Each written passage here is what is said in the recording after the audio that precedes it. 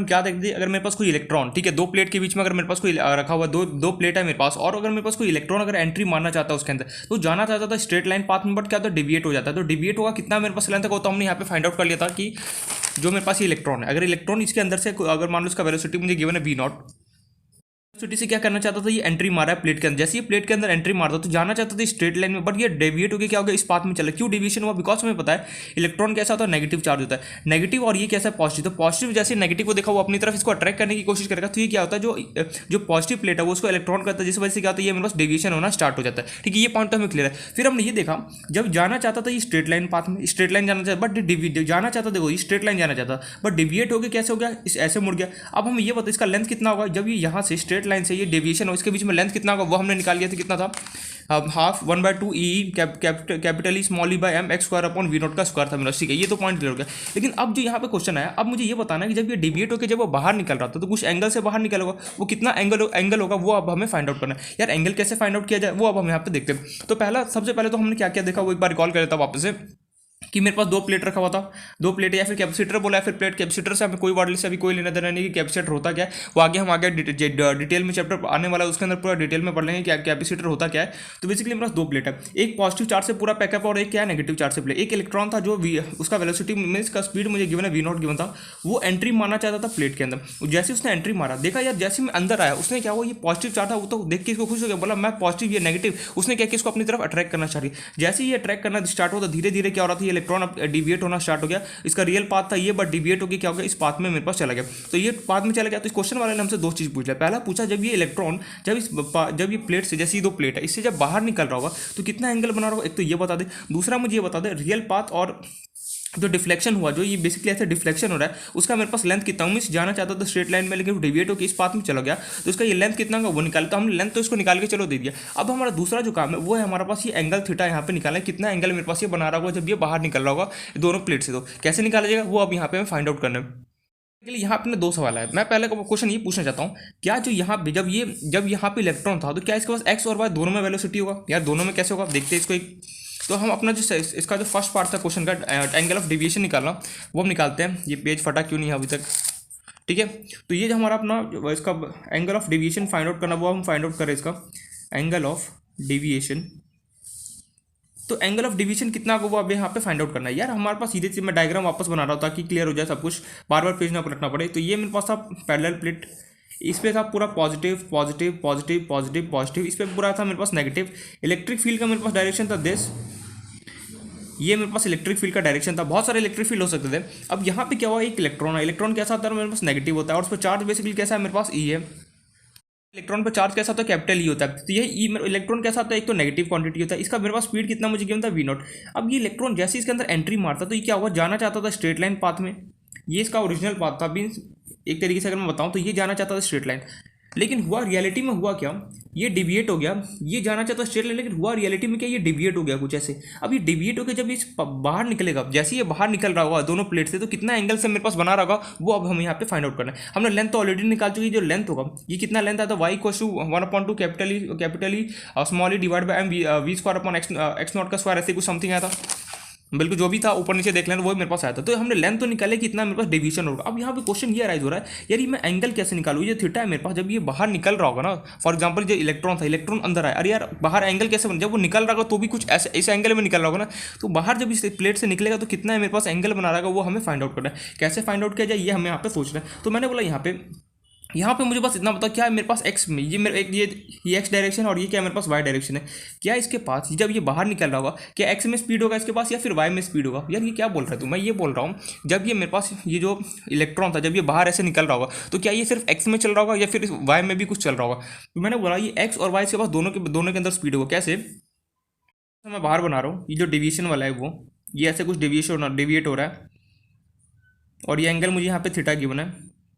अब जब ये डिविएट हो रहा था तो ये ऐसे चल रहा है, ऐसे जब ये एक्स में ऐसे देखो, ध्यान से देखना, अगर ये डेविएशन हो रहा है, फॉर एग्जांपल ये फिंगर अगर डिविएट हो रहा होगा तो कुछ ऐसे चल रहा होगा, मीन्स एक्स में भी तो कुछ डिस्टेंस ट्रैवल कर रहा होगा और वाई में भी कुछ कर रहा होगा। तो यहाँ पे मेरे पास क्या होगा, एक्स में भी ये वेलोसिटी होगा इसके पास, और इसके पास क्या होगा, वाई के अंदर भी क्या होगा, कुछ ना कुछ स्पीड अप होगा मेरे पास। मुझे कैसे पता चला है कि इसके पास एक्स और वाई में स्पीड होगा, तो एक चीज का सॉल्यूशन है प्रैक्टिस, जितना प्रैक्टिस करो उतना ज्यादा क्या होगा यहाँ पे समझ में आएगा। तो कुछ टाइप का क्वेश्चन आई नो थोड़ा सा क्या ट्रिकी क्वेश्चन होता है और यहाँ पे थोड़ा सा हमें स्ट्रेसफुल यहाँ पे अपना मतलब कि थोड़ा सा स्ट्रेस यहाँ पे डालना पड़ेगा, तभी जाके हमें क्या होता है समझ में आता है। अदरवाइज क्या होगा कि यहाँ पे कुछ समझ में नहीं आएगा कि यहाँ पे लॉजिक क्या चल रहा है, क्या इसके अंदर प्रोसीजर करना है, कुछ समझ में नहीं आएगा। इसलिए बोल रहा हूँ कि ध्यान से जो भी है ना एक बार समझते रहना। मैं ये बोल रहा हूँ अगर मेरे पास कोई ऐसे कार चल रहा है, अगर वो मान लो कुछ डेविएट हो गया, अगर मान लो फॉर एग्जाम्पल ये मान लो कोई कुछ है, मान लो एक बॉक्स है, अगर मैं इसको चला रहा हूँ और मैंने इसको ऐसे फेंक दिया, तो यार ये कुछ एक्स में भी तो डिस्टेंस ट्रेवल किया और वाई में भी तो कुछ उसके पास वेलोसिटी रहा, तभी तो ये ऐसे डेविएट हुआ होगा ना।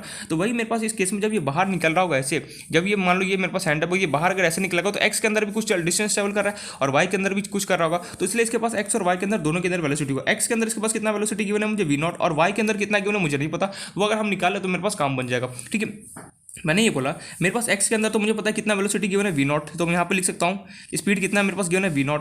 एक्स के अंदर तो मुझे स्पीड गिवन है V0, लेकिन वाई के अंदर कितने स्पीड से ऊपर जा रहा होगा ये बात मुझे नहीं पता, नहीं समझ में आ रहा है। जो मैं हमारे पास कैसे समझाओ कोई रियल लाइफ एग्जांपल से, एक सेकंड। क्रिकेट का बॉल है, ठीक है, अगर इस क्रिकेट को बॉल को अगर किसी ने थ्रो किया, अगर मैं थ्रो करता हूं तो क्या होता है ये कुछ एक्स में भी चल रहा होता है देखो, और वाई के अंदर भी कुछ क्या होता है एंगल बना रहा होता है। फॉर एग्जांपल किसी बैट्समैन ने यहाँ से हिट किया तो कुछ एक्स में भी डिस्टेंस ट्रेवल कर रहा होता है, वाई के अंदर भी क्या होता है मेरे पास वो एंगल कुछ ऐसे चल रहा होता है, मीन्स एक्स और वाई दोनों के अंदर स्पीड होता है ना उसके पास। तो वही यहाँ पे क्या होगा जब ये बाहर मेरे पास निकल रहा होगा तो उसके पास एक्स और वाई दोनों के अंदर क्या होगा मेरे पास स्पीड होगा। एक तो एक्स में भी वो एक्स के अंदर कितना गिवन है मुझे V0 गिवन है, वाई के अंदर अगर मेरे पास स्पीड आ जाए तो मेरा काम क्या होगा बन जाएगा। कैसे बनेगा देखना ध्यान से, क्या प्रोसीजर है वो समझना है। तो फर्स्ट टाइम इसलिए प्रोसीजर एक बार समझ लोगे ना पूरा समझ में आ जाए कि रियलिटी में किसी इस टाइप के क्वेश्चन को कैसे इसको सॉल्व किया जाता है। तो यहाँ पे बेसिकली हुआ क्या, ये जो मेरे पास एंगल था थीटा, ये तो समझ में आ गया कि मेरे पास एक तो एक्स में भी होगा एक वाई में भी, दोनों डायरेक्शन में स्पीड होगा, ये पॉइंट क्लियर। एक्स डायरेक्शन में कितना मेरे पास स्पीड होगा V0 मेरे पास होगा, वाई डायरेक्शन में कितना होगा ये मुझे नहीं पता। ठीक है, तो वो कैसे फाइंड आउट कीजिए, हमने बोला कि अभी न्यूटन्स के मेरे पास तीन मेरे पास फॉर्मूला होते हैं। कौन कौन से, एक तो मेरे पास V equals to U plus AT, दूसरा मेरे पास होता था V square minus U square equals to 2AS, and third जो फॉर्मूला होता है वो मेरे पास होता है S equals to UT plus half AT square. तो इन तीनों में से हम यहाँ पे इन तीनों फॉर्मूले का हम यहाँ पे यूज करने वाले। कौन सा, हमें फर्स्ट वाला जो फॉर्मूला होता है V equals to U plus AT, यहाँ पे V क्या होता है हमारे पास वेलोसिटी होता है, U क्या होता है इनिशियल वेलोसिटी होता है, A क्या होता है एक्सेलेरेशन होता है, T बेसिकली क्या होता है हमारा टाइम होता है। यहाँ पे F क्या रिप्रेजेंट कर रहा होता है डिस्प्लेसमेंट, कितना हम चल रहा है तो उसको कौन रिप्रेजेंट करता है डिस्प्लेसमेंट, S रिप्रेजेंट करता है। तो यहाँ पे अभी हमने क्या किया, वही यहाँ पे मैंने दो कंपोनेंट अलग अलग किया। मैंने बोला कि एक्स को मैं अलग सॉल्व करूंगा, वाई को अलग सॉल्व करूंगा, तो मैंने एक्स डायरेक्शन को अलग सॉल्व किया और वाई डायरेक्शन को अलग सॉल्व किया। तो एक्स डायरेक्शन में कितना स्पीड होगा हम फाइंड आउट कर लेते हैं। तो एक्स डायरेक्शन का फॉर्मुला अगर मैं लगाऊँ वी एक्स इक्वल टू कितना हो गया you x plus A x into कितना हो गया टी। पास एक्स डायरेक्शन में स्पीड कितना होगा V0 होगा, फिर भी यहाँ पे शो ऑफ करने के लिए वी एक्स मेरे पास यू एक्स, मेरे पास U X means initial speed कितना है इसके पास इलेक्ट्रॉन के पास V0, तो सिंपली लिख दिया V0। क्या मेरे पास एक्स डायरेक्शन में कोई एक्सेलेरेशन है, बिल्कुल भी नहीं, तो कितना हो गया 0 इंटू टाइम कितना होगा मेरे पास, टाइम हमने कितना निकाला था वहाँ पे पीछे देखो, टाइम हमने निकाला था एक्स अपॉन V0, तो सिंपली मैं यहाँ पे पुट करूंगा x upon V0, 0 into anything करूंगा निपट गया। तो वी एक्स के अंदर मेरे पास स्पीड कितना आ गया V0 आ गया, मीन्स मेरे पास एक्स डायरेक्शन में कितना स्पीड होगा V0 होगा। ये तो ऑलरेडी हमें पता था, फिर भी हमने यहाँ पे शो ऑफ करने के लिए प्रूफ भी कर दिया कि हाँ भाई एक्स डायरेक्शन में जो मेरे पास स्पीड होगा कितना होगा मेरे पास V0 होगा। एक्स डायरेक्शन में एक्सेलेरेशन क्यों ना, क्योंकि यहाँ पे सिर्फ हमारे पास एक वेलोसिटी चला है, कॉन्स्टेंट वेलोसिटी से क्या करा मूव करा, तो मेरे पास एक्सेलेरेशन यहाँ पे आने का कोई चांस ही नहीं है। अब बेसिकली वाई डायरेक्शन की बात करी, वाई डायरेक्शन में भी सेम मैं यही फॉर्मुला अप्लाई करूंगा, V Y equals to U Y plus A Y into T, V Y equals to मेरे पास यू वाई मीन्स मेरे पास वाई डायरेक्शन में क्या मुझे निकालना है, मेरे पास इनिशियल कुछ स्पीड था, ये यू है, यू ये वी मत बना यू है, V equals to you plus AT है। क्या मेरे पास स्टार्टिंग में वाई डायरेक्शन में कुछ स्पीड था, बिल्कुल स्टार्टिंग में तो सिर्फ और सिर्फ क्या था एक्स डायरेक्शन में स्पीड था, तो यहाँ पे यू वाई का वैल्यू कितना हो गया 0। अब ए वाई एक्सेलेरेशन का जो मेरे पास वैल्यू था, यहाँ पे ए वाई क्या निकाला था हमने capital E into small E divide by M, तो यहाँ पे पुट किया मैंने capital E small E divide by M into time मेरे पास कितना था एक्स अपॉन V0, यहाँ पे पुट कर दिया। तो मेरे पास वी वाई के अंदर जो स्पीड है वो कितना निकल गया है capital E small E divide by M into X upon V0। ये मतलब कि मेरे पास वाई डायरेक्शन में क्या होगा ये स्पीड होगा और एक्स डायरेक्शन में क्या होगा मेरे पास V0 स्पीड होगा। अब मन में ये सवाल आएगा मैं ये सब कैसे सोच पाऊंगा, ये तूने जो V equals U plus AT करा है, कभी कुछ करा है, कभी एक्सेलेरेशन में पुट करा है, कैसे सोचेंगे। तो मैं इसका एक ही यहाँ पे सजेशन दूंगा कि जो इस टाइप के क्वेश्चन होता है इनका एक प्रॉपर फॉर्मेट होता है, बस स्टैंडर्ड मतलब एक स्टैंडर्ड एक तरीके से पैटर्न होता है जो हम यहाँ पे फॉलो करें। यहाँ पे प्रॉब्लम इसलिए आ रहा है ना बिकॉज ये सब बहुत सारी चीज़ें ना यहाँ पे जो 11th में पढ़ाया जाती है, इस टाइप का जो क्वेश्चन होता है ना बेसिकली 11th में हमारे पास न्यूटन लॉ ऑफ मोशन में पढ़ाया जाता है, बट एनीवेज हम उससे कोई लेना देना नहीं है। बट हमें यहाँ पे जो अपना टॉपिक है उससे हमें समझता है, आई होप सो थोड़ा बहुत समझ में आ रहा होगा। जो हमारा एक तरीके स्टैंडर्ड फॉर्मेट है बस वो हमें फॉलो करना, जो मैं कर रहा हूँ यहाँ पे। मुझे एंगल ऑफ एक बार मैं इसको समराइज करता हूँ मैं रियलिटी में किया क्या मैंने यहाँ पे पहली बात तो इस टाइप को अगर फर्स्ट टाइम क्वेश्चन देखो को समझ में नहीं कि हो क्या रहा है, इसलिए इस टाइप के क्वेश्चन को देखने के लिए सबसे पहले वीडियो को अच्छा देखना, फिर एक बार नोट्स को अच्छे से रिवाइज करना चाहिए। ये ऐसे मगअप नहीं करना, ये मत सोचना कि ये सोचना क्वेश्चन में अपने मन में ये क्वेश्चन अराइज होना चाहिए कि इसके पीछे रीजन क्या, क्यों ऐसा हो रहा है, कि इसके पीछे क्या मेरे पास लॉजिक है। ये हमेशा सवाल होना चाहिए। वाई जो होता है ना, अगर वाई का आंसर का मिलना स्टार्ट हो गया ना, समझ जाए कि हम एकदम राइट पाथ पे चले, एकदम सही मेरे पास क्या हो रहा है आंसर हमारे पास यहाँ पे समझ में हमें आ रहा है। एक बार क्वेश्चन क्या, मैं एक बार वापस समरी बता दो कि मैंने यहाँ पे किया क्या। मेरे पास गिवन है ये मेरा जो इलेक्ट्रॉन था वो डिविएट होना चाहिए बाहर, जब ये निकल रहा होगा तो कितना मेरे पास ये एंगल बना रहा है वो हमें फाइंड आउट करना है। वो फाइंड आउट कैसे करेंगे, मुझे पता है जब ये बाहर निकल रहा होगा तो ये मेरे पास एक्स डायरेक्शन में भी कुछ स्पीड होगा और क्या होगा, वाई डायरेक्शन में भी स्पीड होगा, तभी तो मेरे पास एक्स में भी चल रहा है देखो और वाई के अंदर भी चल रहा है। ठीक है, अब मान लो अगर सिर्फ स्ट्रेट लाइन होता, अगर मेरे पास कोई स्ट्रेट लाइन होता तो क्या मैं बोलता क्या एक्स के अंदर कोई स्पीड होगा, बिल्कुल स्ट्रेट लाइन अगर जैसे रॉकेट होता है फॉर एग्जाम्पल, अगर ये रॉकेट है, अगर ये मेरे पास रॉकेट अगर मेरे पास अगर ऊपर जा रहा है तो क्या इसके पास एक्स डायरेक्शन में कुछ स्पीड होगा, बिल्कुल नहीं। एक्स में कितना होगा मेरे पास जीरो बोल दूंगा, सिर्फ और सिर्फ क्या होगा वाई डायरेक्शन में होगा। लेकिन वही अगर मेरे पास ये रॉकेट कुछ एंगल से अगर मैं ऐसे अगर मैं लेटेस्ट से अगर मैं इस एंगल से कुछ एंगल से यहाँ पे अगर मैं इसको ऊपर भेजता तो सिंपली क्या होगा, ये एक्स डायरेक्शन में भी कुछ ट्रैवल करा और वाई के अंदर भी ट्रैवल करा, मीन्स एक्स और वाई के बाद दोनों के अंदर दोनों कंपोनेंट क्या होगा इसके बाद यहाँ पे एडअप होगा। तो वही यहाँ पे बात हो गई कि मेरे पास जो ये डिविएट होकर बाहर निकला तो इसके पास एक्स में अंदर एक्स के पास भी स्पीड होगा और वाई डायरेक्शन में भी क्या होगा स्पीड होगा। मीन सिंपली कुछ नहीं है, हम अगर मैं क्रिकेट बॉल अगर मैं फेंकता हूँ दूर फेंकता हूँ तो सिंपली कुछ एक्स डायरेक्शन में भी ट्रैवल करता है और वाई के अंदर भी तो कुछ एंगल बना रहा होता है ना। ये तो नहीं कि मैंने क्रिकेट यहाँ से बॉल फेंका और एकदम स्ट्रेट लाइन पाथ में से नहीं, वो कुछ ऐसे टेढ़ा मेढ़ा होकर यहाँ पे गिरता है। मीन्स एक्स डायरेक्शन में भी कुछ होता है और एक्स डायरेक्शन में कुछ हो रहा है, इसको लेंथ चल रहा है और वाई डायरेक्शन में भी कुछ क्या हो रहा है मेरे पास एंगल बना रहा है, तो या फिर कुछ स्पीड होगा उसके पास। तो यहाँ से मैं ये बोल सकता हूँ कि जब ये बाहर निकल रहा है, जब मैं यहाँ से इलेक्ट्रॉन मेरे पास बाहर निकल रहा है तो उसके पास एक्स डायरेक्शन में भी स्पीड है और वाई डायरेक्शन के अंदर भी क्या है मेरे पास स्पीड है, तो वो हमने यहाँ पे कंपोनेंट कर लिया। अब यहाँ पे मेरा मेन मुद्दा ये है कि यार मेरे पास एक्स डायरेक्शन में ये वी है ठीक है। अब एक्स डायरेक्शन में कितना स्पीड होगा तो मुझे पता है एक्स डायरेक्शन में इन लोगों ने ऑलरेडी मुझे गिवन है वी नॉट, फिर भी मैंने बोला क्यों ना मैं एक्स डायरेक्शन का भी स्पीड निकालो और वाई डायरेक्शन का भी स्पीड निकालो। तो क्या फॉर्मल लगा v equals to you plus t, क्यों। अब मन में ये सवाल आएगा कि इसने v square minus u square equals to s वाला क्यों फॉर्मल, क्योंकि यहाँ पे एस क्या डिस्प्लेसमेंट तो मेरे पास प्रेजेंट है। अगर मैं यहाँ पे डिस्प्लेसमेंट अगर मेरे पास प्रेजेंट होता तब तो मैं ये वाला फॉर्मूला अप्लाई करता, ये भी फॉर्मूला अप्लाई नहीं कर सकता। तो बचा हमारे पास कौन सा फर्स्ट वाला, तो सिंपली यहाँ से दोनों फॉर्मूला अप्लाई किया, मैंने एक्स डायरेक्शन में स्पीड निकाला वी नॉट आ गया, वाई डायरेक्शन में कितना आ गया ये मेरे पास स्पीड आ गया दिस। अब यहाँ पे ना हमें ये एक्स और वाई के अंदर मुझे पता चला इतना इतना स्पीड होने वाला। अब यहाँ पे कमाल का चीज़ होने वाला है, यहाँ पे मैंने क्या किया, इस डायग्राम को अगेन यहाँ पे मैं बना रहा हूँ, मैंने डिविएशन को एकदम स्ट्रेट लाइन ऐसे दे दिया, अब कैसे भी दे सकता था। एंड लेटस ये गिवन है थीटा, ये मुझे गिवन है वी एक्स, ये गिवन है मुझे वी वाई। क्या हमने यहाँ पे वेक्टर में एक चीज़ पढ़ा था, अगर मेरे पास ये गिवन है इसको एज इट इज उठा के मैं यहाँ पे कॉपी पेस्ट कर सकता हूँ। यार ये क्या बोल रहे हो, हमने ये देखा था पैरेललोग्राम के अंदर, याद करो पैरेललोग्राम लॉ ऑफ एडिशन में भी मैंने बताया था, जब हम देख रहे थे कि मेरे पास ऐसे कुछ मेरे पास पैरेललोग्राम अगर मेरे पास गिवन होता था तो हम क्या करते थे, ये जो सेम है इसका एज इट इज फोटोकॉपी में यहाँ बना देता था और ये जो मेरे पास गिवन होता उसका एज इट इज फोटोकॉपी में यहाँ बना देता। वही मैंने यहाँ पे किया, जो वीवा जो मेरे पास यहाँ पे गिवन था इसका एज इट इज गया और यहाँ पे मैंने फोटोकॉपी बना दी। लेंथ तो ठीक है इसको समझ जाना, मैं गया और उसमें एज इट इज मैंने क्या कि इसको भी फोटोकॉपी यहाँ पे बना दिया। नहीं समझ पाया, जैसे हमने पैरेललोग्राम में जैसे ये मेरे पास अगर गिवन होता था कुछ भी ऐसे, तो अगर मुझे पैरेललोग्राम को कंप्लीट करना तो मैं क्या करता था, जो ये गिवन है इसको एज इट इज फोटोकॉपी यहाँ बना देता था और जो ये मेरे पास गिवन इसको एज इट इज मैं ऊपर इसका फोटोकॉपी बना देता था, ये मेरे पास पैरेललोग्राम कंप्लीट हो जाता था। वैसे मैंने यहाँ पे क्या किया, जो मेरे पास ये वीवा था, जो मेरे पास ये वीवा है मैंने इसको एज इट इज फोटोकॉपी यहाँ पे बना दिया। अब मन में सवाल है क्यों इसने बनाया, ताकि मेरे पास क्या होगी एंगल निकल सके, जो थीटा है ना ये मेरे पास निकल सके। कैसे निकलेंगे, हमें पता है कि अगर मेरे को कोई भी चीज़ का अगर मुझे एंगल लिखना होता है तो सिंपली हम किसका हेल्प लेते हैं, थीटा को, टेन थीटा का हम हेल्प लेते हैं। तो यहाँ से टेन थीटा कितना है, इस ट्राइंगल को देखो और मुझे बताओ टेन थीटा मेरे पास कितना है। अब मुझे पता है टेन थीटा क्या होता है, परपेंडिकुलर अपॉन बेस, तो थीटा के अपोजिट साइड क्या होता है, परपेंडिकुलर होता है। बेस कौन सा होगा, ये हाइपोटेनस क्या है, तो यहाँ पे परपेंडिकुलर कौन है, वी वाई। यहाँ पे बेस का वैल्यू क्या है मेरे पास, वी एक्स।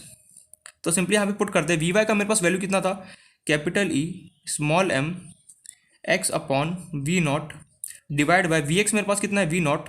तो अगर मैं इसको फर्दर सॉल्व करूँगा तो ये मेरे पास हो गया capital E small E x m into we not divide by कितना है, वी नॉट। अब मन में से वाला क्यों ना वी नॉट काट दे, मैंने क्या सिखाया था, वी नॉट को काट नहीं सकता। अगर फॉर एग्जांपल अगर 1/2/3 गिवन है तो सिंपली क्या होगा, इससे मल्टीप्लाई होगा कितना, 1/6 हो जाएगा। ये नहीं कि इसको काटना नहीं, अगर मेरे पास ये ऐसे ही लिखा होता 1/2/3/4 तो मुझे पता है फर्स्ट वाला थर्ड वाले को काटता है, अगर काट भी नहीं भी रहा तो ये इसके साथ मल्टीप्लाई हो जाएगा और जो सेकंड वाला होता है फोर्थ वाले के साथ क्या होता है, कट करता है। तो यहाँ पे वी नॉट क्या होगा, इसको कट नहीं करेगा, ऐसे मत करना बेवकूफ़ी इसको कट करे, ये सिंपली क्या होगा इसके साथ मल्टीप्लाई हो जाएगा।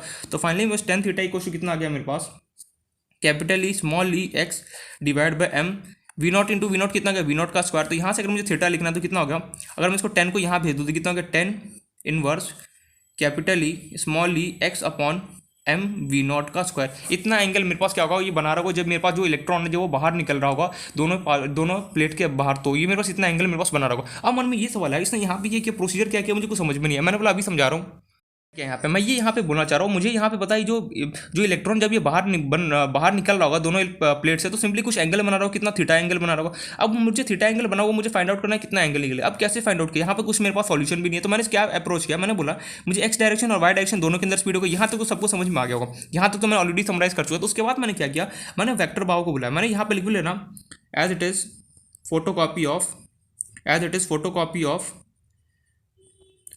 ऑफ वी वाई पेस्ट किया, पेस्ट किया, मीन्स मैंने क्या किया, वी वाई को उठाया एज इट इज यहाँ पे मैंने पेश किया। क्यों किया, अब तो चाहता तो मैंने वी एक्स को उठाया तो यहाँ पे पेश कर देता, मैंने बिल्कुल करता, लेकिन मेरे पास एंगल तो ये निकालना था ना, यहाँ पे तो कुछ एंगल वगैरह नहीं निकाला, इसलिए मैंने वी एक्स को उठाया और मैंने क्या किया, एज इट इज यहाँ पे पेश कर दिया। उसके बाद मैंने क्या किया, टेन थीटा बोले। अब यहाँ पे ये क्वेश्चन जरूर अराइज होना चाहिए मन में, ये टेन थीटा इसने क्यों लिखा। किसी भी चीज़ का अगर मुझे एंगल कभी भी लिखना हो तो सिंपली हम किसका हेल्प लेते हैं, टेन थीटा का हेल्प लेते हैं। लेकिन याद कर लेना या फिर लिख लेना, किसी भी चीज़ का अगर मुझे कभी भी, अगर मुझे अननोन कभी भी कुछ गिवन और बोले कि इसका एंगल निकाल के होता क्या होगा, तो सिंपली हमें किसका हेल्प लेना, टेन थीटा का हमें हेल्प लेना होता है। तो लिख भी लेना, कभी भी अननोन एंगल निकालना हो, अननोन एंगल निकालना हो या फिर फाइंड आउट करना है, अननोन एंगल फाइंड आउट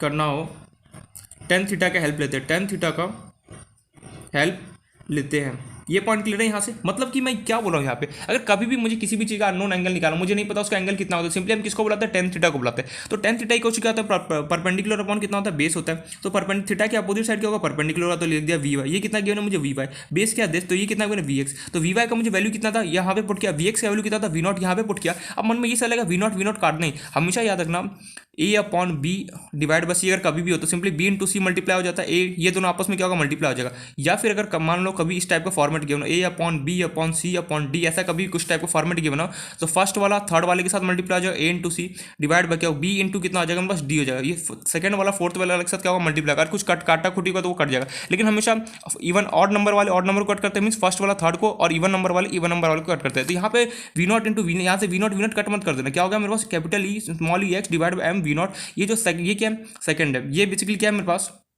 ये दोनों कट तो होंगे नहीं, तो सिंपली क्या होगा, ये इसके साथ क्या होगा, मल्टीप्लाई आ जाएगा। तो सिंपली कितना हो गया, यहाँ से v not into we not करूँगा तो वी नॉट स्क्वायर होगा, तो सिंपली थीटा इक्वल टू कितना होगा, ten inverse capital small E x upon m we not का स्क्वायर हो गया। तो फाइनली मेरे पास ये आंसर आ गया। आई होप यहाँ पे समझ में आ गया हो कि हमने क्या किया यहाँ पे, ये प्रोसेस भी समझ में, ये हमारे पास वी नॉट कट मत कर देना, सिंपली क्या होगा, इसके साथ मल्टीप्लाई होगा। अगर फॉर एग्जांपल ऐसा कुछ लिखा हो 2 डिवाइड बाई 3 डिवाइड बाई 4 लिखा हो, तो क्या इसको कैसे सॉल्व करोगे, तो सिंपली क्या करूँगा, 2 ये दोनों आपस में मल्टीप्लाई हो, कितना होगा 4 कितना होगा 12, 2 डिवाइड बाई 12, तो ये निपट गया 1 अपॉन कितना होगा 6 आ गया, जो भी करना है, बट ये दोनों आपस में कटेगा नहीं, हमेशा क्या होगा, ये दोनों आपस में मल्टीप्लाई होगा। अगर 4 टर्म गिवन हो, ए अपॉन बी अपॉन सी अपॉन डी, तो सिंपली क्या होगा, फर्स्ट वाला थर्ड वाले के साथ होता है ए इंटू सी, सेकंड वाला क्या होगा, फोर्थ वाले के साथ क्या होगा, मल्टीप्लाई होगा। कट हो रहा होगा तो कट करेंगे, मल्टीप्लाई हो रहा होगा तो मल्टीप्लाई होगा। तो यहाँ पे जो हमारे पास क्वेश्चन था ये पूरा यहाँ पे कंप्लीट सॉल्व हो चुका है। लेकिन यहाँ पे ना क्या क्या किया मैंने, आई होप सो समझ में आ गया। कोशिश करना इसको एक दो बार कोशिश करना, इस क्वेश्चन को सॉल्व करने का प्रैक्टिस करने का, समझ में आ जाएगा। थोड़ा सा क्या था, ये क्वेश्चन था ना, ट्रिकी क्वेश्चन था, मीन्स बहुत सारे इसमें कंसेप्ट था, हमें ये नहीं पता चल रहा होगा कि ये कैसे ये फंडा अप्लाई बट इसको एक बार स्टैंडर्ड तरीके एक बार इसको देख लोगे ना, समझ में आ जाए कि हाँ मुझे यहाँ से यही सॉल्व करना है। ठीक है, तो आई होप ये पॉइंट क्लियर हो गया होगा। अब जल्दी यहाँ पर इन लोगों ने कंक्लूजन निकाला। कंक्लूजन क्या निकाला, ये जो फॉर्मुला है थीटा, ये जो थीटा है कितना, ten inverse capital E small E x divide by M we not square, और जो मेरे पास डिस्प्लेसमेंट था, जो मेरे पास वाई के अंदर डिस्प्लेसमेंट था वो कितना है, 1/2 capital E small e m x square upon v not square है। इन दोनों फॉर्मुला को देख के ना इन लोगों एक बौखला गए। इन लोगों ने बोला यहाँ से मैं कंक्लूजन निकाल सकता हूँ। क्या है कंक्लूजन निकाला, देखना ध्यान से। पहले तो मैं यहाँ पे फॉर्मुला लिख रहा हूँ। मेरे पास वाई के अंदर कितना डिस्प्लेसमेंट हुआ, कैपिटल ई स्मॉल ई, और ये बाहर 1/2 था, और ये मुझे गिवन है एम, और ये मुझे गिवन है एक्स स्क्वायर डिवाइड बाई कितना था, वी नॉट स्क्वायर था। वहीं मेरे पास थीटा जो एंगल था, या फिर टेन थीटा बोल लो, टेन थीटा मेरे पास किसके इक्वल आया था, मेरे पास capital E small E x divide by M we not square, ये मेरे पास इसके इक्वल आया था। ठीक है, यहाँ पे इन लोगों ने कंक्लूजन निकाला। कंक्लूजन मीन्स यहाँ से एक रिजल्ट बोला, या फिर ये फॉर्मूले को देख के उन्होंने एक चीज़ बोला। क्या बोला कि यहाँ पे इन सारे चीज़ को भूल जाए, ये बता ई अपॉन एम, और यहाँ पे भी ये ई अपॉन एम, ये क्या इंडिकेट कर रहा है, ई यहाँ पे इन लोगों ने बोला वाई क्वेश्चन, बाकी सबको पूछा, यहाँ पे capital E divide by m given है, और यहाँ पे भी टेन थीटा में या फिर थीटा में क्या मुझे गिवन है, capital E upon m given है। यार ये है क्या, ये बोलना क्या चाहिए। इन लोगों ने क्या कि इस फॉर्मूले को ना पोस्टमार्टम कर दिया थोड़ा सा। इस फॉर्मूले को देखिए लोग थोड़ा सा क्या कि लोगों ने सोचना स्टार्ट कर दिया, यार ये फॉर्मूला ना, ये तो हमें कुछ यहाँ पे बोलना चाह रहे हैं। क्या बोलना चाह रहे हैं वो इन लोगों ने फाइंड आउट करना स्टार्ट किया। अब ये क्या बोलना क्या चाहता है, देखो इन लोगों ने क्या फाइंड आउट किया, कैसे फाइंड आउट किया। इन लोगों ने बोला बाकी सबको भूल जाए, capital E divide by m को बाहर बुला ले, और इसमें से भी capital E divide by m को बाहर बुला ले। कैपिटल ई इंडिकेट क्या है, चार्ज, और एम क्या इंडिकेट करे, मास। तो फिर मैं इसको अगर मैं लिखना चाहूँ लैंग्वेज में, तो ये बेसिकली क्या है, चार्ज पर यूनिट कितना है, मास। और वहीं मेरे पास टेन थीटा जो है वो बेसिकली क्या है, चार्ज पर यूनिट कितना है मेरे पास, मास। ठीक है, चार्ज पर इन लोगों ने क्या बोला, ये यहाँ से जैसे वाई क्वेश्चन किया था ई अपॉन एम, चार्ज पर यूनिट क्या है, मास का मेरे पास रेशियो है। इन लोगों ने यहाँ से कंक्लूजन निकाला। क्या कंक्लूजन निकाला कि बोला ये देख तेरे पास दो प्लेट है, मैंने बोला बिल्कुल से, यहाँ पे इलेक्ट्रिक फील्ड प्रेजेंट है, कैसे भी प्रेजेंट हो, ये पॉजिटिव था और ये नेगेटिव है, यहाँ पे इलेक्ट्रॉन एंट्री मार रहा है। इन लोगों ने कंक्लूजन क्या निकाला कि जो मेरे पास तो दोनों क्या, जो डिस्प्लेसमेंट है वो भी इन्वर्सली प्रोपोर्शन है किसके, मास के। मैं यहाँ से बोल सकता हूँ y is inversely proportion to mass, और जो थीटा होगा अगर मैं इसको टेन इनवर्स दे दूँ, या फिर टेन थीटा क्या होगा, वो भी इन्वर्सली प्रोपोर्शनल है किसके, मास के साथ। तो यहाँ से इन लोगों ने क्या कंक्लूजन निकाला, जिसका मास ज़्यादा, इन्वर्सली होने का मतलब क्या, जो यहाँ पे हो रहा होगा उसका अपोजिट यहाँ पे हो रहा था। हमने ऑलरेडी डिस्कस कर चुका कि इन्वर्सली प्रोपोर्शनल का सीधे सीधे ये मतलब हो रहा था, जो भी अगर यहाँ पे ये बढ़ रहा होगा तो ये मेरे पास क्या होगा, घट रहा होता है, और यहाँ पे ये घट रहा होता है, डिक्रीज हो रहा होता है, तो वो यहाँ पे क्या होता है, मेरे पास बढ़ रहा होता है। इन्वर्सली प्रोपोर्शनल का सीधे सीधे ये मतलब होता है कि जो भी चीज़ यहाँ पे हो रहा होता है उसका अपोजिट मेरे पास क्या होगा, यहाँ पे ऊपर में हो रहा था। अगर डायरेक्टली प्रोपोर्शन अगर गिवन है तो जो यहाँ पे हो रहा है वो भी यहाँ पे लेफ्ट हैंड साइड में भी होगा। लेकिन यहाँ पे क्या गिवन है, इन्वर्सली। देखो tan थीटा इन्वर्सली प्रोपोर्शन है किसके, मास के, और यहाँ पे जो डिस्प्लेसमेंट है वो भी क्या इन्वर्सली प्रोपोर्शन है किसके, मास के। इन लोगों ने यहाँ से रिजल्ट बोला, क्या बोला कि अगर मेरे पास मास ज़्यादा रहेगा, जिसका मान लो जो यहाँ पे प्रेजेंट है, जिसका मेरे पास मास ज़्यादा रहेगा ना, उसमें क्या होगा, डिफ्लेक्शन। अगर मान लो ये मास अगर बहुत ज़्यादा है तो यहाँ पे क्या होगा, उल्टा होगा। अगर यहाँ ज़्यादा अगर मेरे पास मास है, अगर मान लो मेरे पास मास बहुत ज़्यादा है, ये सिंबल इंडिकेट कर रहा है ज़्यादा है, और अगर मास ज़्यादा हो तो यहाँ पे थीटा कितना होगा, मेरे पास बहुत कम होगा। तो मीन्स यहाँ से इन लोगों ने ये कंक्लूजन निकाला, जिसका मास ज़्यादा होगा ना उसका हमारे पास क्या होता है, डेविएशन कम होता है, और जिसका मास कम रहेगा ना उसका डेविएशन क्या होता है, ज़्यादा होता है। ओ भाई साहब, ये क्या स्टेटमेंट बोल दिया इसने। मैं ये बोलना चाह रहा हूँ, पहले लिख लेते हैं एक बार, फिर बोलता पूरा डिटेल में समझाऊंगा इसको। मैंने यहाँ पे ये अपने लैंग्वेज में लिख दूँ यहाँ पे, या फिर किताबी भाषा में लिखूँ। चलो अपने लैंग्वेज में लिख देते हैं। नोट डाल के लिख लेना ये point. After observing this formulas, after observing this two formula, ये क्वेश्चन का इंपॉर्टेंट, क्वेश्चन के बाद वाला ये पार्ट है कि हमने जब ये, मैंने नहीं यार, जो ये साइंटिस्ट वगैरह था जो इन लोग करते थे, मैं कहाँ से, मैं तो बस पढ़ा रहा हूँ, बस सिंपली जो मुझे पता है वो मैं यहाँ पे शेयर कर रहा हूँ। हमें इन लोगों ने क्या किया, इन दोनों फॉर्मूला को देखिए इन लोगों ने एक ऑब्जर्वेशन निकाला। क्या निकाला, जैसे हमारे पास जैसे कोई एक्सपेरिमेंट हम करते हैं, एक्सपेरिमेंट के अंदर क्या होता है कि हम बहुत सारा ऑब्जर्वेशन करते हैं, फिर देखते हैं अच्छा ये ऐसे हो रहा है, अच्छा ये ऐसे हो रहा है, फिर उसके बाद हम क्या कहते हैं, कंक्लूजन बोलते हैं कि हाँ ठीक है, इसमें जो भी यार केमिस्ट्री में जो भी एक्सपेरिमेंट करते हैं, इसमें मुझे केमिस्ट्री का कुछ याद नहीं है, जो भी है एनीवे जो भी है, तो हम एक्सपेरिमेंट वगैरह करते हैं तो उसके अंदर हम देखते हैं कि पहले तो हम ऑब्जर्वेशन करते हैं, उसके बाद हम कंक्लूजन निकालते हैं, अच्छा ये ऐसे होगा तो फिर ये ऐसा होगा। तो वही यहाँ पे इन लोगों ने किया कि फॉर्मूला को देख के ऑब्जर्वेशन निकाला। क्या बोला, after observing this two formula we have one conclusion that, या फिर जो भी अपनी इंग्लिश से लिख लेना, after observing this two formula we have one conclusion that, इसके बाद मैं अपनी लैंग्वेज में लिख दूँ या फिर किताबी भाषा लिखे। After observing this two formula we have one conclusion that, चलो लिख देते हैं, heavier the mass lesser the deflection, सबको समझा रहा हूँ बस एक minute. Lesser the deflection, lighter the mass, वो लाइटर नहीं हल्का, लाइटर द मास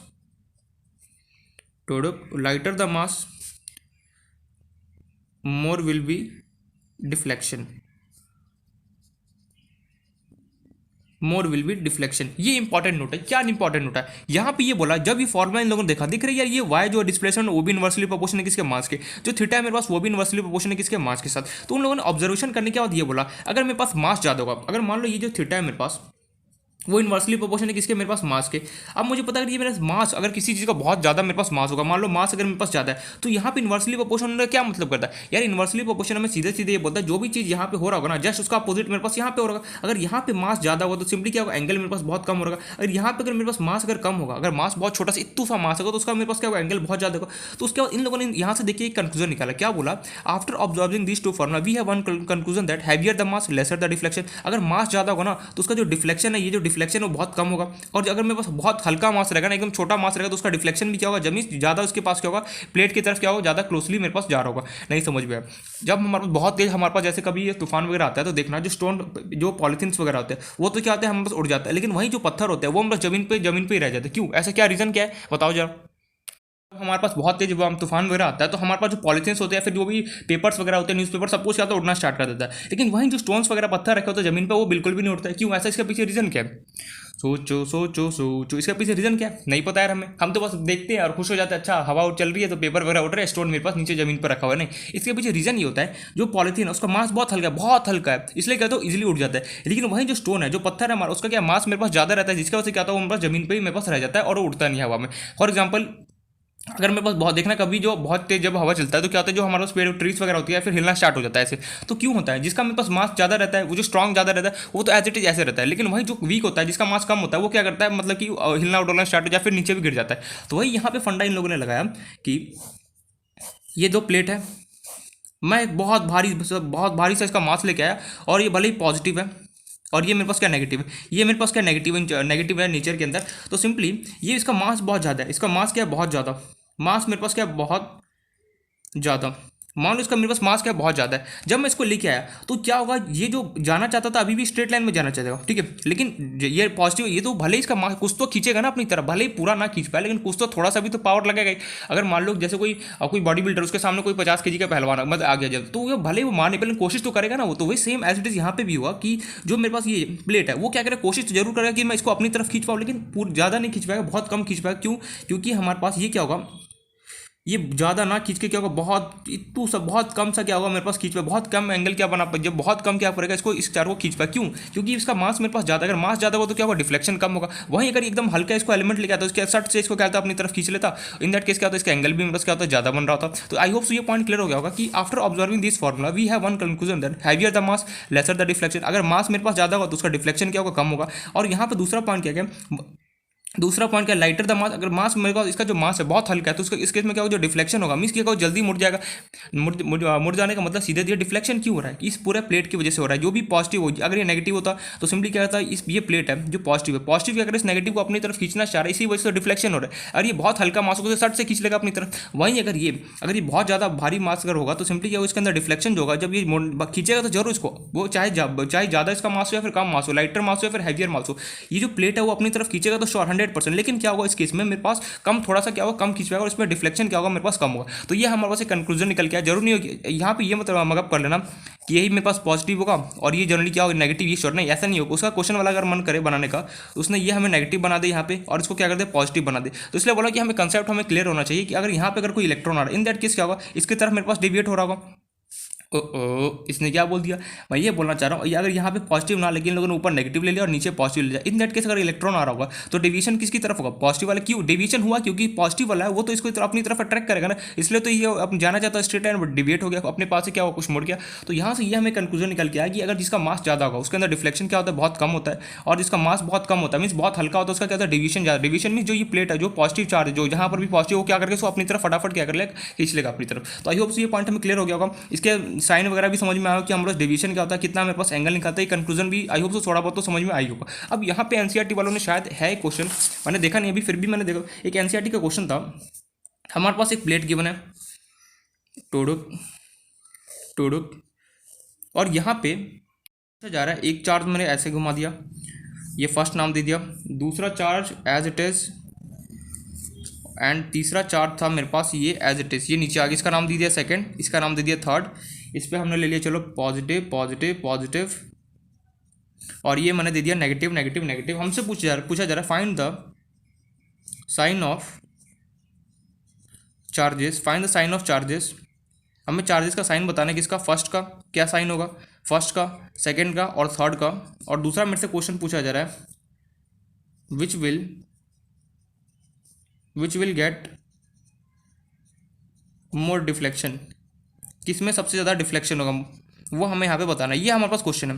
क्वेश्चन क्या वाले पहले ही समझा, मेरे पास कोई 3 चार्ज है, पहला दूसरा तीसरा, इसमें से पूछा जा रहा है इन तीनों चार्ज का साइन कैसा होगा, पॉजिटिव होगा या फिर नेगेटिव होगा। दूसरा मेरे पास पूछा जा रहा है विच विल, सबसे ज़्यादा इन तीनों में से कौन हमारे पास रिफ्लेक्शन होगा, वो हमें यहाँ पे तीनों बताना है। तो स्टार्ट करते एक करके खुद से एक बार सोचना, क्वेश्चन इजीली सॉल्व हो जाएगा अगर अच्छे से अपना जो कंक्लूजन था अगर उसको समझ में आ गया होगा ना, तो ये क्वेश्चन फटाफट यूँ सॉल्व होने वाला। अगर वहाँ पे मगअप नहीं किया होगा, रट्टाफिकेशन नहीं मारा तो इजीली क्वेश्चन को समझ में आ जाएगा। यहाँ पे मैं ये बोलना चाह रहा हूँ, मेरे पास कोई 3 चार्ज रखा हुआ है, 3 चार्ज, ठीक है, एक तो यहाँ गया टोटल, दूसरा ये गया, तीसरा मेरे पास ऐसे गया। अब ये हमसे पूछा जा रहा है कि तीनों चार्ज, जैसे वहाँ पे इलेक्ट्रॉन था तो कैसा होता है, नेगेटिव होता था। यहाँ पे मुझे ये पूछा जाए फर्स्ट सेकंड थर्ड जो 3 चार्ज, उसका मेरे पास नेचर में उसका साइन क्या होगा, पॉजिटिव होगा या फिर नेगेटिव होगा। उसके बाद दूसरा मेरे से क्वेश्चन है कि इन तीनों में से सबसे ज़्यादा कौन डिफ्लेक्ट हो रहा है, मीन सबसे ज़्यादा किसमें, कौन सबसे ज़्यादा मेरे पास हल्का होगा, जिसका डिफ्लेक्शन सबसे ज़्यादा है, वो हमें इन तीनों में से इसको डायग्राम को देखे हमें बताना है। बस इसके अलावा हमारे पास कोई इन्फॉर्मेशन प्रेजेंट नहीं। कैसे इसको सॉल्व करेंगे, सबसे पहली बात हमें कुछ नहीं करना है, कॉमन सेंस लगाना है। मुझे पता है जो पॉजिटिव है वो जो पहला चार्ज है, सॉरी जो पहला चार्ज वो क्या है, पॉजिटिव वाले चार्ज की तरफ मीन्स मूव कर रहा है, मीन्स इसकी तरफ जा रहा है। मीन्स समझ ये तो श्योर है कि अगर ये नेगेटिव रहा होगा तभी पॉजिटिव वाला इसको खींच रहा होगा, तो मीन्स फर्स्ट वाले का साइन कैसा होगा,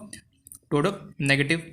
दूसरा जो मेरे पास चार्ज है वो भी क्या हो रहा है, पॉजिटिव वाला इसको भी खींच रहा है अपनी तरफ इसकी तरफ डिफ्लेक्शन हो रहा है। मीन श्योर है कि दूसरा वाला भी चार्ज कैसा होगा, नेगेटिव रहा होगा, तभी तो ये अपनी तरफ खींच रहा होगा, तो दूसरा चार्ज भी कैसा होगा, मेरे पास नेगेटिव होगा।